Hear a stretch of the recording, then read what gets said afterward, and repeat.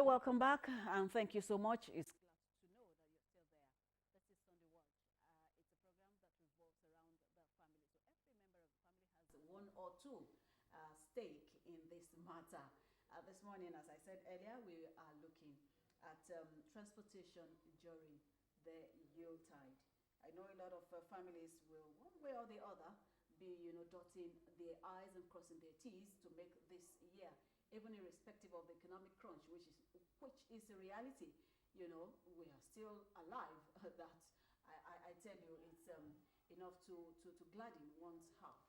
And preparations are going on. But on the part of government and for transportation in Lagos State, in moving people, in moving goods, what has the state government done this far to ensure that you and I enjoy this season?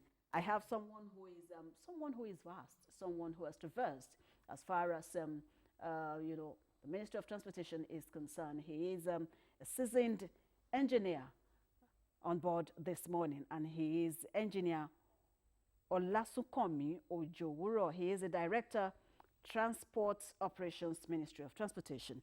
You're most welcome, sir, to the program this morning. Thank you for having me. And thank you so much for the honor this Sunday morning. It's really rare when we invite guests like this and they honor us. We are so glad. Very early, really. How are you and how is the family? I'm doing good. Okay. Doing good. Yes, we can see that. Yeah. And thank you, mommy. In fact, that one is really important to everyone, every member of the sir. family who allowed you this Sunday morning to be our guest. All right, Lagosians are waiting, and they are waiting anxiously. If you will agree with me, when it comes to movement, it's as old as man itself. Transiting, moving from one path to another. Man will always engage in such venture. Why? We desire, to get better on a daily basis. And I want you to, take us through a path that the Lagos State government has done things differently, innovatively, in ensuring that today's transportation is in tandem with the growing population of Lagos. Thank you very much. Welcome, sir. Yes, in line with Mr. Governor's Teams Plus agenda, where you have traffic management and transportation as the first pillar of that number of pillars there. The ministry has seen that the T, that is transportation and traffic management, has to drive the other pillars. For economic growth, you need to move your raw materials from wherever to where it will be processed. People need to go to school. People will be taken to hospitals, to the mortuary. Business people will go to their places of work. So it's an enormous task. However, the ministry has lived up to expectation in ensuring that T is able to drive the other pillars. If you will recollect, on the 28th of May this year, the transportation policy was launched. And that transportation policy speaks to that mandate of traffic management and transportation. Yes, we have the law, the 2018 Transport Sector Reform Law. However, the law can be likened to a skeleton. How do you mean? Whereas the policy now adds flesh to that, to that skeleton. Let me explain further. Cover it up. Now, the policy cascades to the components in that law. For example, it defines the roles of all the agencies under that umbrella of transportation. And it speaks to the modes of transportation. We have waterways, we have the road, and under the road we have the buses and the rail. Okay. And we have other modes of transportation that Lagos State is planning to develop, like aviation, air transport. So the multimodal transportation system covers that much? Yeah, sure. That's part of and aviation? Okay. So that's part of what the policy speaks to, integration. Okay. And It also speaks to even non-motorized transportation, that is pedestrian. How, yes, that's how will that, come to bear? Good.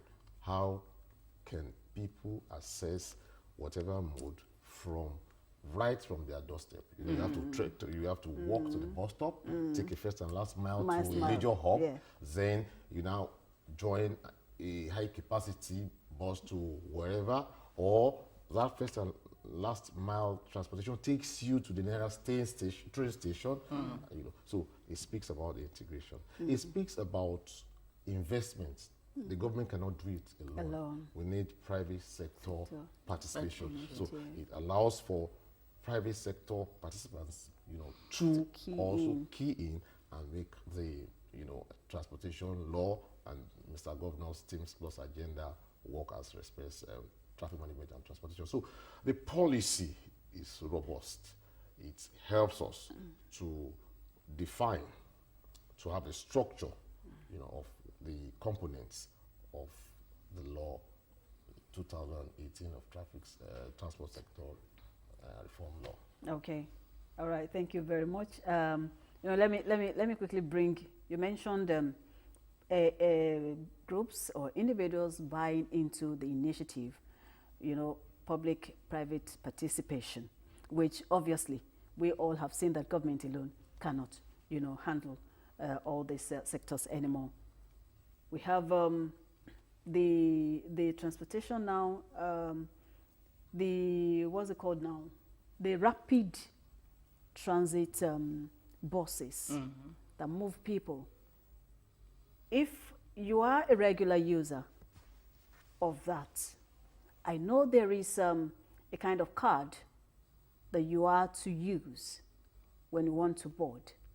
How is this card networked to ensure that only the single card is usable on all this mode of transportation that you give a breakdown of? That's just through integration. Okay. The goal of the ministry is that people move from one point to the other at least cost to the passenger and at least cost to the environment. And for accountability, for data capture, for seamless transition from one mode to the other. What am I saying? You can move from a first and last mile bus and board, with the carry card you pay. You move into a higher capacity, you pay with the carry card, and you can go by waterways. You pay with the carry card, and if you go on either the red or blue rail, you can pay with just that same card. So it is synchronized, so that based on the transportation space that the ministry is controlling, you pay with that card. It takes it makes it easy, seamless payment, seamless movement. Okay. We get data. We know how the surge from one point to the other. It helps us to even plan for infrastructure in the future. Can you imagine? So it goes even beyond the ordinary thinking of an average Lagos resident, that all we need to do is, let me just carry my carry card. Once I just clock in, it goes beyond that for government. So it helps the administration of this leadership to plan ahead. I equally know that you can as well download the app. How does that work? Well, so let it come from you. It's simple. If you don't want to carry your card, I should have even brought my carry card as example.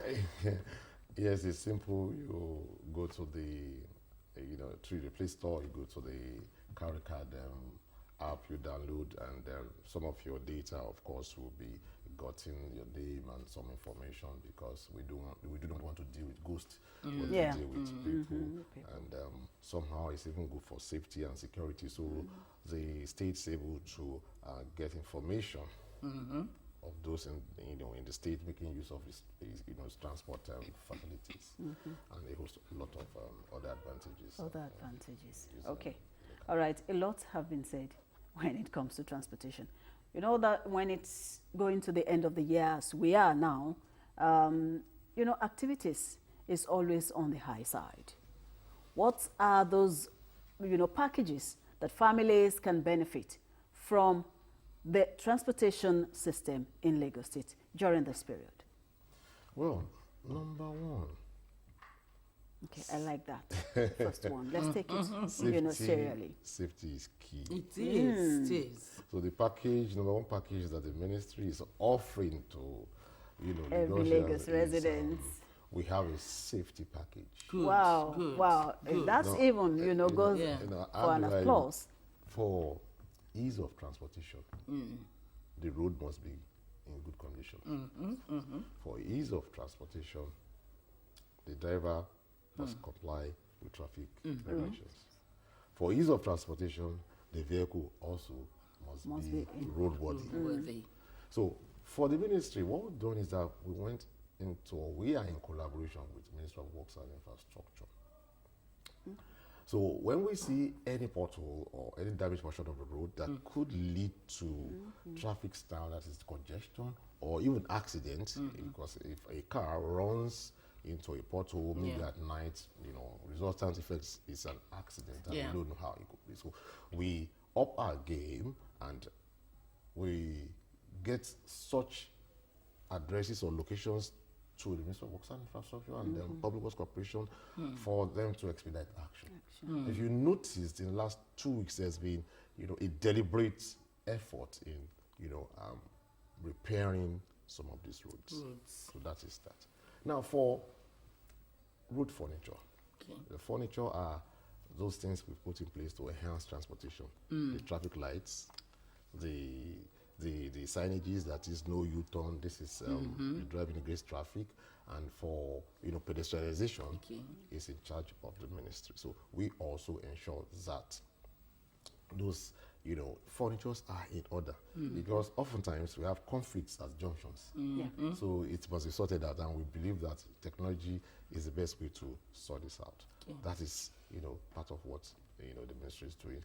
We have recovery vehicles because in as much as we plan this, that there will be ease of movement, there will still be some breakdowns. So we need to within the twinkling of an eye be ready to respond and pull such out of the road. We have the abandoned committee. That committee goes about looking out for where you have vehicles that have been abandoned, because when you have such vehicles on the road, it constricts the width of the road, and they are, given the volume of vehicle in Lagos moving within this small space, we have over 24 million trying to move from one point to the other. So we get that off.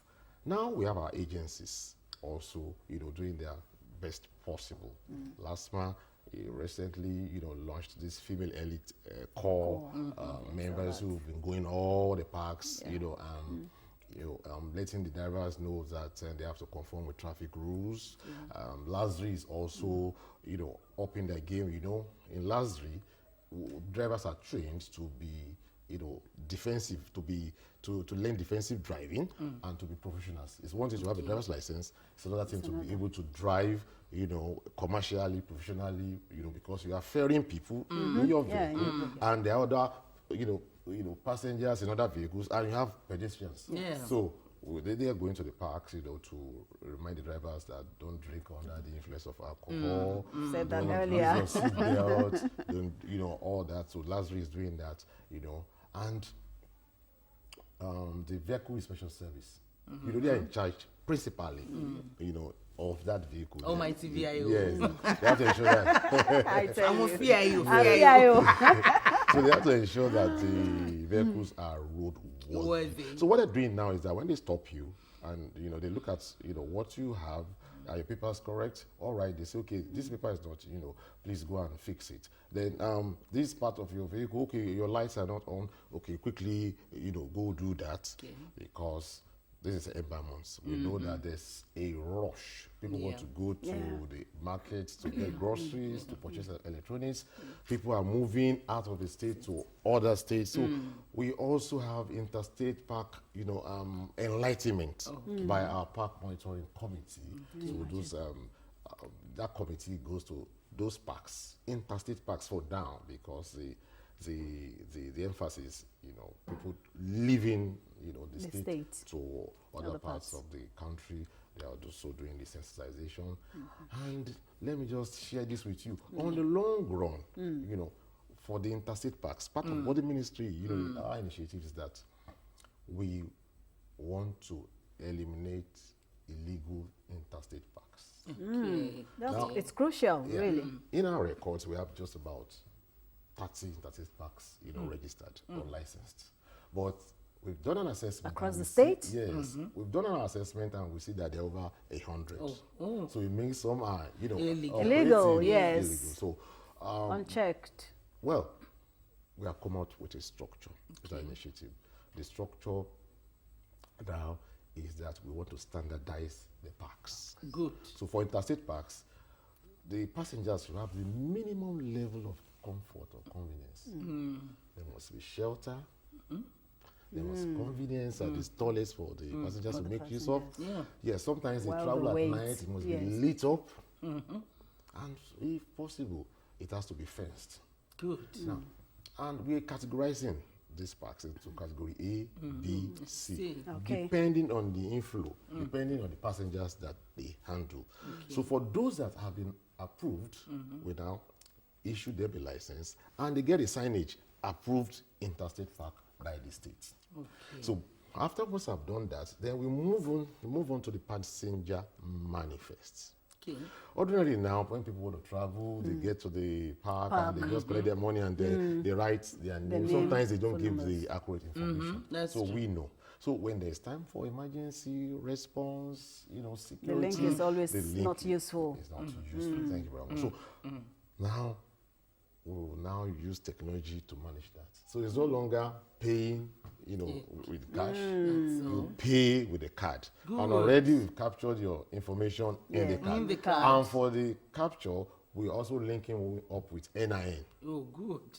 Fantastic. So if there is a trip, and maybe should there be an accident, God forbid, now the next of kin will be the actual next of kin that can be contacted. Sometimes on the trip, some passengers also perpetrate crime. That's true. So what all the other passengers know, the victims will now say, that man, he sat here, he was black, tall, and young, and the passenger goes away.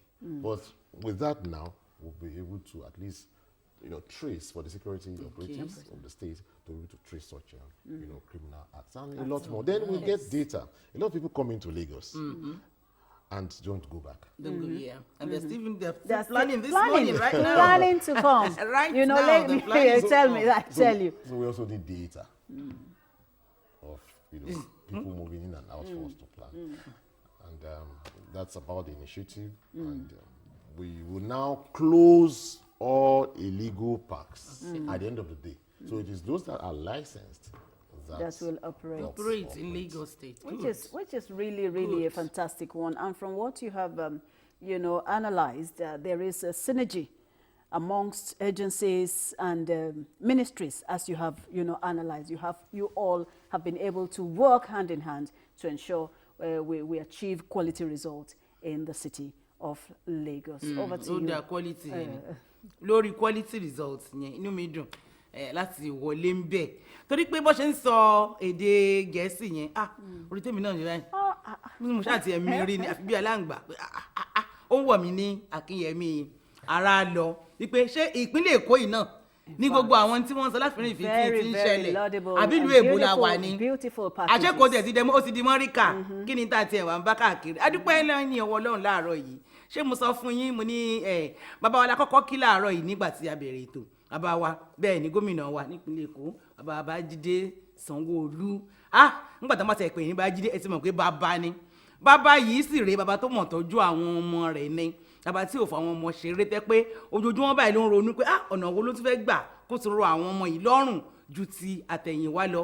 kí ìgbé ayé wọn kọ́ kó lè ṣe kíni kó lè dùn wò a dúpẹ́ ní àárọ̀ yìí lórí ètò ẹ bá mi sọ fún wọn Sunday Watch Live ni bẹ́ẹ̀ ni Èkó lélẹ̀ ìta wà wọ́n ní tójú ò bá ti ẹ̀yìn gbẹ̀tì ọlọ́ ojú ò lè tèkó láéláé àmùsírè lè kó bàbá mi kò kúkú ní bẹ́ẹ̀ wọ́n ní bẹ́ẹ̀ ni ìpínlẹ̀ Èkó la wà tá a sì ń dábìí ẹni tí à ń dábìí òwe à ń rọ̀ bí òwe láàárọ̀ yìí bàbá wa náà wà lórí ètò abẹ́ẹ̀rí wọn gbàmùkọ̀ wọn ní bàbá wọn àwọn tún wòra wọn pé bàbá nìyí o bẹ́ẹ̀ ni lórí ètò yìí olùdarí ni wọ́n nílé iṣẹ́ tó ń bójútó ìgbòkègbodò ọkọ̀ nípínlẹ̀ Èkó ẹ̀ka tó sì jẹ́ pé ó tún ṣe kíni tó tún ń wo inú ìfun àti ẹ̀dọ̀ bí ìgbésí ayé ìgbòkègbodò ọkọ̀ nípínlẹ̀ Èkó bí ó tún ṣe tún gbòòrò sí ó làwọn ń ṣe ọ̀gá pátápátá olùdarí ń bẹ̀ bàbá wa Ọlásùnkànmí Òjò Òwúrọ̀ ṣe rí pé ọ̀rọ̀ wọn ní dòdòdò mídò òjò ọlọ́run transportation náà ni lórí ọ̀rọ̀ transport ìta ni ìgbòkègbodò ọkọ̀ bí ó ṣe rọ̀ wá lọ́rùn bẹ́ẹ̀ ni ọkọ̀ ojú omi ni ọkọ̀ ojú pópó ni títí kan ọkọ̀ òfurufú ọlọ́run gbọ́ bí ìpínlẹ̀ Èkó ṣe tójú bọ̀ nìyẹn o pèsè ànílẹ̀kọ̀ ìṣẹ̀ gbogbo ẹ̀ ńkọ́ yóò bá ìrọ̀rùn dé bàbá wa ẹ káàbọ̀ sórí ètò ẹgbẹ́ wọlé lẹ́ẹ̀kan ẹ ṣe gọmọ bá ń káwọn èèyàn wa nípínlẹ̀ Èkó àwọn tí yín nìyẹn. ẹ káàárọ̀ ògbólé o ẹ káàárọ̀ àwọn ará Èkó inú mi dùn láti rí yín o. inú mi dùn ẹ bẹ́ẹ̀ máa rí wọn ẹ̀rín yẹn ni Ọlọ́run $1 billion smile òun náà gbé wá láàárọ̀ yìí pèsè lórí ọ̀rọ̀ ìgbòkègbodò ẹ̀yin náà mọ̀ pé ọ̀rọ̀ tọ́rọ̀ mọ́tò bá ti kúrò nínú gbogbo nǹkan gbogbo ẹ ti jẹ́ kí ni ó ti di yá torí pé láti oko táàfì títò fún máa dé orí tébù tábìlì táàfì máa jẹ́ báyìí Ọlọ́run mọ́tò ni o àwọn wà ní bàrìn àní bá lọ bẹ́ẹ̀ ni a mọ̀ ṣe rere nínú ẹ̀ ní lágbára lọ́wọ́ aláwùrà bí bàbá wa ṣe fẹ́ sà ẹ bá wa lójú àwọn èèyàn wa ẹ bá wa ṣàlàyé àwọn akitiyan wo ni gómìnà ń ṣe tẹ́yìn náà ń ṣe ní ìhà ìgbòkègbodò ọkọ̀ nípínlẹ̀ Èkó káwọn èèyàn ti ẹ̀gbọ́n nílé torí ìtẹ́ ti sọ ní èdè Gẹ̀ẹ́sì yìí ó jọ mí lójú pé ṣé pé kò náà la wà táwọn lo káàdì kan fún gbogbo ẹ̀ pátápátá èmi ni ọkọ̀ ojú omi ni èmi ni ẹ̀yìn ojú pópó ni èmi ni ẹ̀gbọ́ ó sì wá bá rọrùn dé pátápátá ẹ bá báwọn èèyàn sọ ọkọ mọ̀jẹ̀ pé ẹni wa ni wọ́n ti gbọ́ pé tóyìn sí ẹ gan pọ̀ gbogbo ẹ̀ náà mọ̀jẹ̀ kan sọ̀rọ̀ àbí bàbá wa ti fẹ́ máa ṣàlàyé fún wa o. ẹ ṣe gọmà gẹ́gẹ́ bí a ṣe mọ̀ pé gómìnà wa ó mú ètò ìrìnnà ó jẹ́ kókó láàrin Teams Plus agenda wọn so àwa náà dẹ̀ mọ̀ pé iṣẹ́ ńlá náà ló wà lọ́rùn wa so àwa náà ò sinmi torí ti wá torí pé ó dìgbà tí àwọn èèyàn bá lè rìn dáadáa bíi lórí títì ni o àbí lórí railway ni àbí lórí omi ní ètò ọrọ̀ àlùmọ́ọ́nì Èkó máa fi lè lọ sókè inú àwọn èèyàn náà dùn àwọn èèyàn náà lè wá láti òkè òkun wọ́n lè wá ná owó ní bíi síbí tó yẹ pé wọ́n bá wa ṣe gan so nǹkan tá a ṣe ó pọ̀ jaburata tó pé àsìkò lè gbà wá láti ṣàlàyé ìkànnú ẹ̀ ní ti policy tí a sọ tí a ṣe ní tó jáde ní May 28 ìyẹn sọ ní sísẹ̀ntẹ̀lé ó mú gbogbo kókó àwọn tó wà nínú ọ̀rọ̀ ìrìnnà ṣé tí orí tó jí títì ni o ṣé tí orí railway ni o ṣé torí omi ni o àwọn tá a ti ní ni àtàwọn tá a ti ní tó yẹ ká ní nítorí pé Lagos state wà lára àwọn state tó yẹ pé ó ń fẹ́ ní aviation ọkọ̀ bàálù ti yín gẹ̀gẹ́tì ṣe aviation unit ti ministry of transportation ẹ mọ̀ darí bàálù náà ṣe mọ̀ pé à ń kọ́ airport sí Lekki so gbogbo ẹ̀ náà ni ó wà nínú ìwé yẹn ní ọ̀nà ti railway náà àrí pé a ní railway ṣe tó ń lọ láti Marina sí Mile 2 láti Mile 2 padà sí Marina ṣùgbọ́n final destination ẹ̀bí tó máa parí sí ní Okoko Maiko. Okoko lòun parí ẹ̀ sí. so gbogbo àwọn iṣẹ́ yẹn dẹ̀ ti bẹ̀rẹ̀ láti máa ṣe lọ sí Okoko Maiko.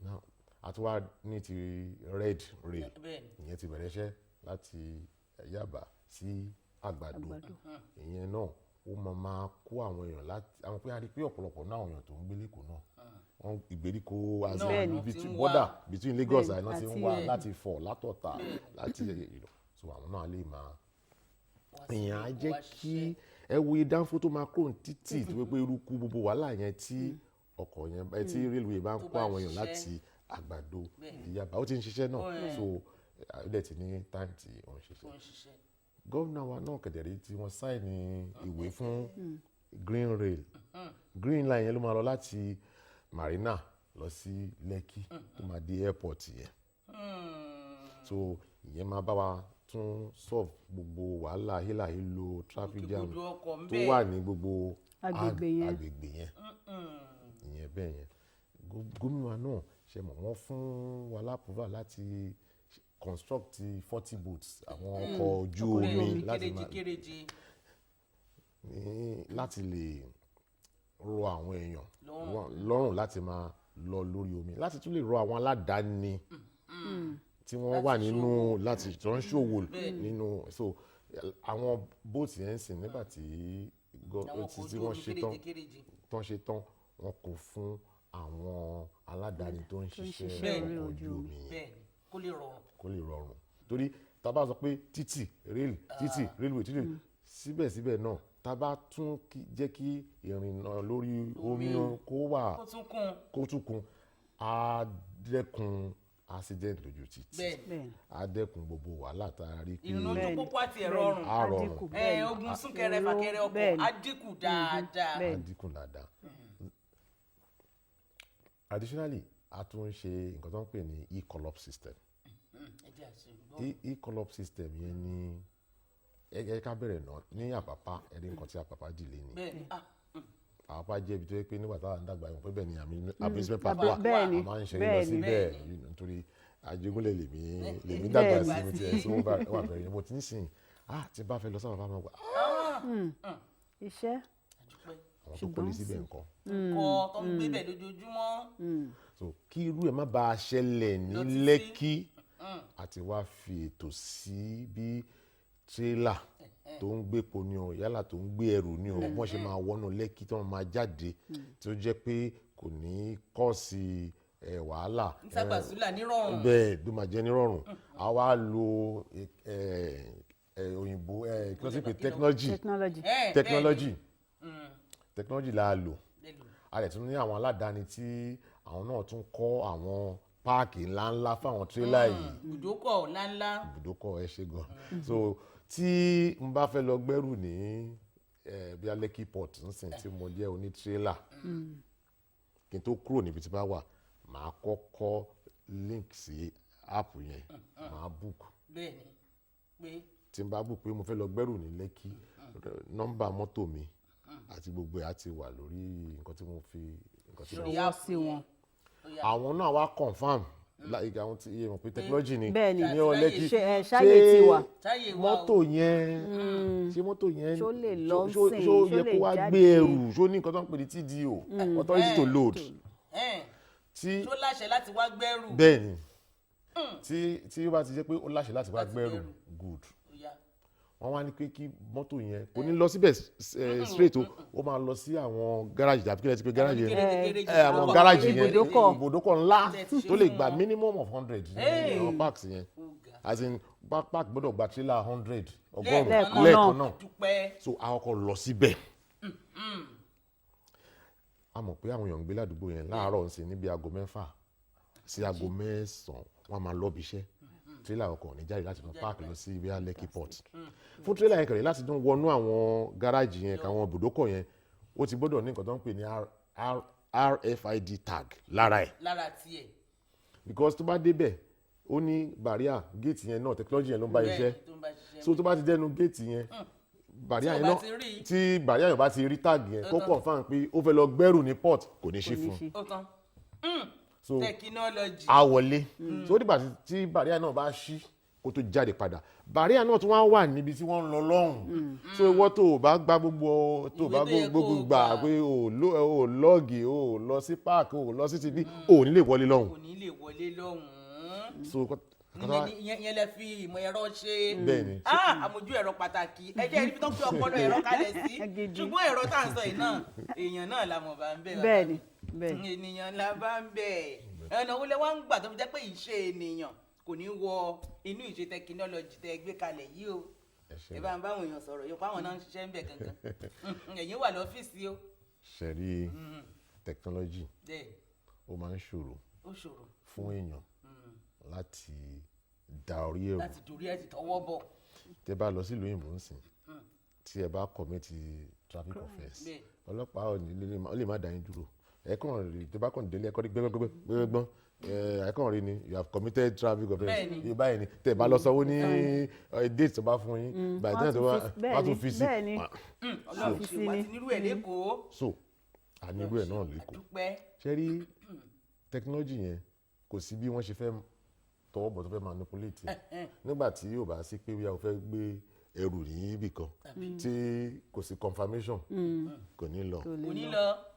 ẹ jẹ́ mọ́ wúra yín. bọ̀tẹ́ pé bóyá akọ̀kọ́ àwọn èèyàn sí títì kọ́ máa wòwe pé wọ́n lè ṣayé dé òun wọ́n ṣe dé àwọn so a ti rí i pé technology yẹn la lè fi manage transportation tó máa yanjú that's why pé gbogbo wọn táwọn ń lò ń sin lẹ́kọ̀ọ́ ń sin orí technology ló wà bọ́n ṣe máa sanwó pẹ̀lú carry card technology ni bọ́n ṣe máa in fact ẹ rí pé àwọn VIO ń sìn àti àwọn last man náà tó bá ní kó má tán gbá yẹn tó pé no turn ni yóò yí tán wà bẹ́ẹ̀ wọ́n kàn ra tẹ̀ kí ni ẹni wọ́n kàn máa wá ti ọkọ̀ ní sọ̀rọ̀ láti ní pé wà á dẹ̀ rí fídíò ara ẹ bó ṣe tán bẹ́ẹ̀ tó yẹ pé VIS náà ni vehicle license ìwé mọ́tò ẹ̀ pé wà á kọ̀ gbàngbà so ìtànjẹ ò sí ní ìtànjẹ ò sí bẹ́ẹ̀ ló ṣe máa bá rẹ̀ bẹ́ẹ̀. ẹni mi dùn. àwọn àmátà wọ́n tún wá ṣe gbogbo yín jọ ń ṣiṣẹ́ wọnú ara wọn. bẹ́ẹ̀ni àdúpẹ́ làmátà náà tún ti wọ̀ báyìí. bẹ́ẹ̀ni gbogbo wa wọ́n ṣe 8 quality bus corridors kí ni mo mí ṣe rí a ní BRT tí ló lọ láti Ìkòròdú sí Marina Ọbalẹ́ndé a ní ìtò lọ láti Òṣòdì sí Abúlé Ẹ̀gbá báwo làwọn èèyàn ṣe fẹ́ dé àwọn bus stop tó wà ní ọ̀nà yẹn. bó ló ṣe máa bọ́ọ̀lẹ̀. so ó wà o. so àwọn corridors yẹn wá jẹ́ àwọn ọ̀nà tó wọnú àdúgbò tó máa feed àwọn major BRT corridors yẹn torí corridor lè wà báyìí sìn kó má sí àwọn ọ̀nà kó má sí mọ́tò tó máa wá láti inú wá síbẹ̀ so àjọ ń ṣe pẹ̀lú àwọn national union of road transport workers pẹ̀lú àwọn road transport employers association èyí tó bá ti ọ̀nà tó bá ti bọ́ sí corridor wọn a pè wọ́n jókòó àwọn investors ti wá wọ́n máa àwọn mọ́tò tuntun náà máa fún wọn wọ́n máa gba àwọn mọ́tò tí ó wà lọ́wọ́ wọn wọ́n á wo iye tó worth value ẹ̀ wọ́n á kàn ṣírò owó yẹn pé mo fi oye báyìí sí wọ́n á fún wọn ní mọ́tò tuntun gbogbo àwọn ẹ rí i pé wọ́n ń compensate àwọn tó yẹ pé bí a títí jẹ iwájú ilé lay-bys because aláti ṣe kì í ṣe bus stop wọ́n máa pè ní lay-by kéré sí bus stop then àwọn bus stop náà so that gbogbo bẹ̀ yẹn á free so wọ́n ṣe first phase wọ́n ṣe mẹ́jọ lọ́wọ́ nísìn bá ṣe ń sọ yìí nísìn then last one náà ẹ mọ̀ pé lórí omi ní bí ọ̀sẹ̀ bíi mẹ́ta sẹ́yìn àwọn lára àwọn ọkọ̀ ojú omi tí gómìnà wa tí nínú iṣẹ́ takuntakun tó ń ṣe tí wọ́n gbé owó lẹ̀ tí wọ́n fi construct ẹ̀ wọ́n ti fún àwọn aládàáni tó máa lò ó ṣùgbọ́n kò sẹ́ni tó lè wọnú bóòtù yẹn tí ó bá lo carry card nítorí aláti sanwó tí a fi ṣe boat padà aláti sanwó fi owó díẹ̀ sí maintenance ẹni tí ó dẹ̀ tún jẹ́ operator yẹn tó jẹ́ aládàáni yẹn náà á ṣáà jẹun á sanwó staff ẹ̀ so ara advantage carry card yẹn náà nìyẹn so ó máa ń allow fún what we call settlement so tẹ́ pé àwọn mẹ́ta lájọ ní investment lájọ ra boat yìí ń sin mo kàn ń ṣàpèjúwe yẹn so bí passenger kan ṣe ń sanwó owó yẹn pín sọ́nà mẹ́ta. ó ti tán lọ́wọ́ kan so ìmọ̀ àríyá láti sí ìmọ̀ àríyá láti sí ẹ̀yìn àríyá láti sí láì ṣègbè so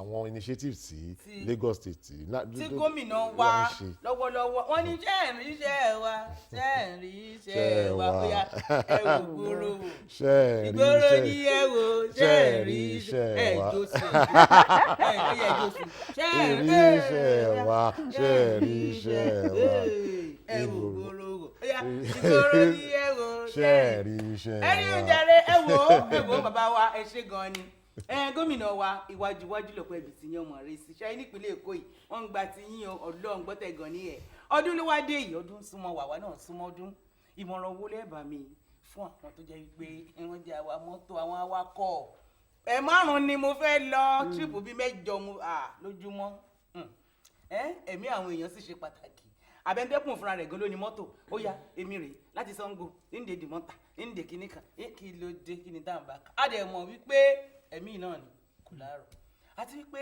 àwọn nǹkan wo lè ń gan wá tí wàá ń ṣe láti jẹ́ kí ìgbòkègbodò ọkọ̀ kó rọrùn ju tàtẹ̀yìn wá lọ lásìkò ọdún. ẹ ṣe gan lẹ́ẹ̀kan sí. yẹ kí n papọ̀ ẹ ṣe gan lẹ́ẹ̀kan sí.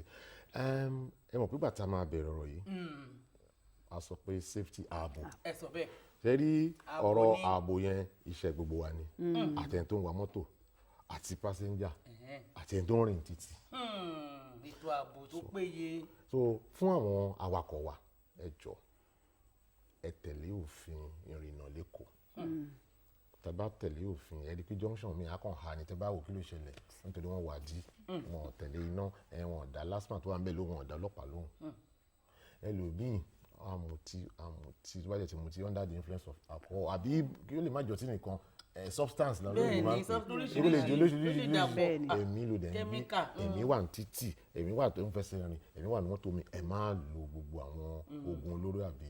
lásìkò tí ẹ bá ń wakọ̀. lásìkò tí ẹ bá ń wakọ̀ mọ́tò wa náà ńkọ́ ṣé bírèkì ẹ̀ dá. bírèkì wa ṣé clutch wa dá. clutch ṣé kò mọ ọrùn kò ti jó. tó wà ní good condition ó mátà gan-an. then àwa èrò náà. táyà wa ń kọ́. sáwà náà tún kán dírẹ́bà lójú pé ó yá mọ́tò kan ló yá ẹlẹ́ pé ó yá. èsì ti ń jẹ táyà gbẹ́sẹ̀ èrò ọkọ̀ mi ń ṣe bẹ́ẹ̀. òun kánjú. bẹ́ẹ̀ ni wọ́n á máa ti driver wọ́n á máa ti sí rìn. dẹ́sẹ̀. tí a bá rí súnkẹrẹ fàkẹrẹ díẹ̀ táwọn kan bá bẹ̀rẹ̀ sí gba one way àwọn pásẹ́jà lè máa ní ṣùgbọ́n tí mọ́tò ẹgbẹ́ nìyẹn wọ́n náà gba wọ́n náà ṣe bẹ́ẹ̀ ṣe ti rí pé èrò náà ní wọ́n ní tiwọn lọ́wọ́ bẹ́ẹ̀ ni. then àwọn tó ń tajà lójú títì àwọn àti káì àjọ ń ṣiṣẹ́ takuntakun ogbèdì fún àwọn káì náà nítorí wọ́n ń palẹ̀ mọ́ àwọn tó wà ní títì tó bá ti sọ fún ọ pé a ní ìṣòro ń bí torí tó bá ti pàtẹ yẹn ọ̀nà yẹn á máa fún èrò náà nígbà àtijọ́ ọjà máa ń wà nínú ni wọ́n á bọ́lẹ̀ wọ́n á lọ lọ́ta wọ́n á fẹ́ ra ta ní bus stop yẹn wọ́n á dẹ̀ fẹ́ lọ ata yẹn ní bus stop yẹn so àwọn tó wà ní ọjà wọ́n ti gbé ata wá sí bus stop wọ́n ti gbé ẹ̀rọ wá sí bus stop. But ṣe rí ọ̀rọ̀ àwọn tó ń tajà ní títì àti mọ́tò àti èrò ó dàbí ṣúgà àti ìrà ni torí pé ìrà á tọ ṣúgà lọ. so tí àwọn tó bá ti ń tajà bá wà ń bẹ táwọn tó wà ní mọ́tò náà tẹ́ bá pásẹ́njà bá wò pé no mi ò ní rajà ní máa wọlé lọ ni àwọn pípò yẹn wọ́n á jókòó sínú ọjà wọn so responsibility wa then àwọn tó ń sọdá títì náà àyèrí kí ló ti máa ń pè bridge afárá wọ́n wá dúró máa wo irú pangrove onípan nìyẹn ìgbà míì tí ẹ bá ń bọ̀ ẹ bá rí pé bros ló wà tí ẹ bá dẹ̀ débẹ̀ rí pé àwọn èèyàn tó ń sọ dáná máa dá mọ́tò dúró ẹ̀ pé lè gorí afárá lọ. mọ́tò pọ̀ tó ń rìn lẹ́kọ̀ọ́ nítorí ilẹ̀ yẹn kéré àwàtàdé move pọ̀ gan so ẹ dẹ̀ rí pé afárá nìyí so a ti ṣe kálukú lo àyè tiẹ̀ gbogbo ẹ̀ náà ti ṣe nípínlẹ̀ Èkó adúpẹ́ gan ni amójú ẹ̀rọ bẹ́ẹ̀ ni Ọlásùnkànmí òjò òwúrọ̀ àdúpẹ́ òjò yẹn túbọ̀ máa rọ̀ tútù ló dé máa rọ̀ lágbára lọ́wọ́ aláwùrà bí ọpọlọ yín ò ní jóbà ẹ̀yin náà ò ní tán wo yín lágbára lọ́wọ́ ọlọ́ ẹ̀mí yágùn àmọ́ gbádùn yín jù báyìí lọ ẹ wo òun náà lẹ ti gbọ́ yẹn wọ́n ní pé kí kálukú nǹkan lẹ́kọ̀ọ́ báyìí gómìnà wa ti pèsè oríṣiríṣi àwọn nǹkan rọrùn fún wa ṣùgbọ́n ká dúró láyè wa stay on your lane bó ṣe wà nìyẹn ẹ jọ̀ọ́ ǹjẹ́ àwọn agbófinró ǹjẹ́ wọ́n lè wà lásìkò yìí pé ìwọ tó o bá ta sí àgẹ̀rẹ̀ tó bá mú ẹ ṣé wọ́n wà sá. bẹ́ẹ̀ni ẹ jẹ́ kán gbọ́ kán lè mọ̀ o aṣọdún nínú ilé wa o kó wọ́n yẹ pé kéré sí ọbẹ̀ lómi nínú kéré wọ́n ń dé nígbà tó o bá gbọ́rọ̀ àbí. bẹ́ẹ̀ni ṣẹ́rí bó tiẹ̀ lè wù pé àfẹ́ mọ̀ pé ìjọba ò fẹ́ pààyàn àwọn fẹ́ fagbára múyàn bọ̀ ìjọba máa kọ́kọ́ rọ̀yàn pé ẹ ká ṣe báyìí ẹni tó bá yẹ aláìgbọràn yẹn pàṣán wà nírò last man sìn ṣẹ́rí wọ́n ń ṣe 2 shifts wọ́n ti máa bẹ̀rẹ̀ láti aago 6 ó di aago 10 àwa àtàwọn ọlọ́pàá náà jọ ń ṣiṣẹ́ àwa àti road safety jọ ń ṣiṣẹ́ ní ministry náà a ní àwọn enforcement units tó yẹ pé irú bẹ́gà yẹn gbà mí tá bá ti gbọ́ ariwo pé wọ́n ti di bẹ́gà báyìí gbòòsà bí àyànnàpájà ni àwọn tó ń ná nù gbòòrò náà ṣùgbọ́n ṣe mọ̀ a kì í ṣe ẹran èèyàn ni wá ẹ jẹ́ ká gbọ́ràn ẹ ṣe gan ni bàbá wa àdúpẹ́ púpọ̀ ẹ dúpẹ́ lọ́wọ́ wọn àwọn náà ti dúpẹ́ lọ́wọ́ wọn níṣẹ́ gbádùn àwọn wọn làwọn gbádùn yín. mo gbádùn ètò ìjọ mo gbádùn ètò mo fẹ́ gbádùn àwọn tó wà nínú. wọn làwọn gbádùn yín o gbogbo Èkó wọn ní ṣùgbọ́n ẹ jẹ́ ká gbọ́ràn stay on your lane wọn ni kò dúró sáyé kálukú ló láyè bàbá wa ó ń ṣe gudugudu méje ẹ̀yà tó plenty fún nípínlẹ̀ Èkó fún ìrọ̀rùn kó lè dé bá wa. Yes, First lady, stay on your ojoji, lane and stay on let your me lane, maintain you know. mine too. And you drink And water. there won't be drink water, water. water Don't drinking. venture into any form of alcoholic. Adúpẹ́, ẹ ṣeun. So okay, so before I will allow you go, I really want to appreciate you one more time for being a guest on the show. You mentioned earlier in Yoruba about the e-column. Yeah. We have just 2 minutes to go. Just briefly, tell us the future of transportation in Lagos as we wrap up. Then your message for everyone moving from one point to the other during this Yelutide, just in one breath. Okay, all right. You know, Lagos State is programmed to be a smart city in the shortest possible time. And for us to achieve that, for Mr. Governor to achieve that, transportation is key. And the ministry has imbibed the use of technology and several initiatives to manage transportation, such as the e-column that I had mentioned earlier. It's about scheduling trucks in and out of that corridor in order not to cause any nuisance. And we're doing a lot of things in bus reform initiative to ensure that people can board buses easily and other modes of transportation. Okay. Thank you so much. Thank you sir. very, very much. Engineer Olasukomi Ojoworo, Director Transport Operations, Ministry of Transportation, Lagos State. It's really a pleasure having you on the program. We believe strongly that when next we invite you, you're well obliged. Very well. Thank you. All right. Thank you very much, Engineer.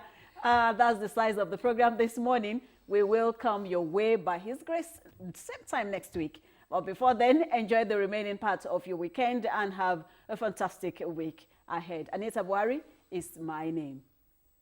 Kò sọ̀rọ̀ púpọ̀, ẹ ṣáà máa káwọn ọmọ yín bọ̀ nílé iṣẹ́ tẹlifíṣàn tìpínlẹ̀ Èkó.